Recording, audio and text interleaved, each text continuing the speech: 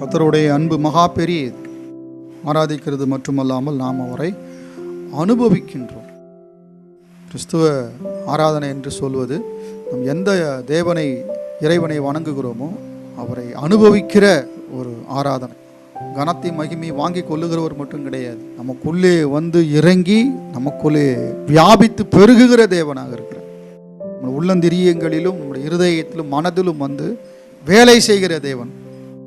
நம்முடைய ஆவியை உயிர்ப்பிக்கிறார், சந்தோஷத்தால் நிரப்புகிறார், சமாதானத்தால் நிரப்புகிறார், நம்பிக்கையினால் அன்பினால் நிரப்புகிறார், தயையினால் இரக்கத்தினால் நிரப்புகிறார். தாவீது சொல்றான், என் மகிமை அமர்ந்திராமல் உம்மை கீர்த்தனம் பண்ணும்படி நீர் என் ரட்டை களைந்து போட்டு மகிழ்ச்சி என்னும் கட்டினால் என்னை. ரட்டை களைந்து போட்டு விட்டார் ஆண்டவர். அநேகருக்கு ரட்டை களைந்து போடுறது இஷ்டம் கிடையாது. ஏன் மனசு இல்லை?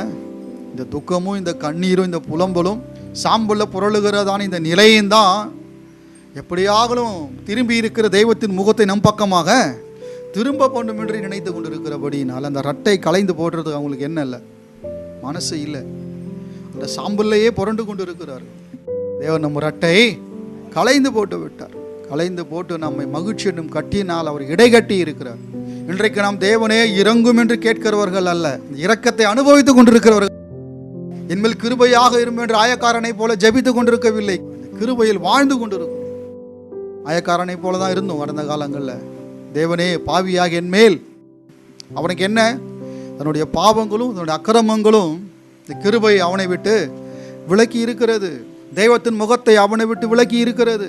அவனுக்கு தெரிகிறது பாவம் தேவனுக்கு பிடிக்காது, தேவன் பாவத்தை வெறுக்கிறார்.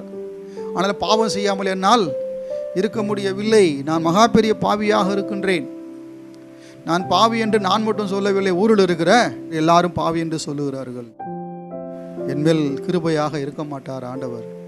நான் அவருக்கு முன்பாக நிற்க பாத்திரவான அல்ல என்று இந்த தாழ்ந்த ஒரு மனப்பான்மையோடு தேவ சமூகத்தில் வந்து தன் கண்களையும் வானத்துக்கு ஏறெடுக்க துணியாமல், அவனுக்கு அந்த துணிச்சல் கூட இல்லை பாருங்க, துணியாமல் தன் மார்பிலே அடித்து கொண்டு பாவியாக என்மேல் கிருபையாயிரும் ஜெபித்துட்டு அவன் போயிட்டான். இயேசு கிறிஸ்து சொல்லுகிறார், இவன் நீதிமானாக்கப்பட்டவனாய் தன் வீட்டுக்கு போனான். இன்றைக்கு தேவ சமூகத்திலே அந்த ஆயக்காரன் வந்து உட்கார்ந்தால் என்மேல் கிருபையாயிரும் என்று சொல்ல மாட்டான். அவன் கேட்ட கேள்விக்கான விடையை இயேசு சொல்லிவிட்டார். அதற்கான கிரயத்தையும் சிலுவையிலே செலுத்தி விட்டார். அந்த சத்தியத்தை அவன் அறிந்த பிற்பாடு அவன் கிருபைக்காக இனி இயங்குவதில்லை, கிருபையிலே மகிழ்ந்து கொண்டிருப்பான்.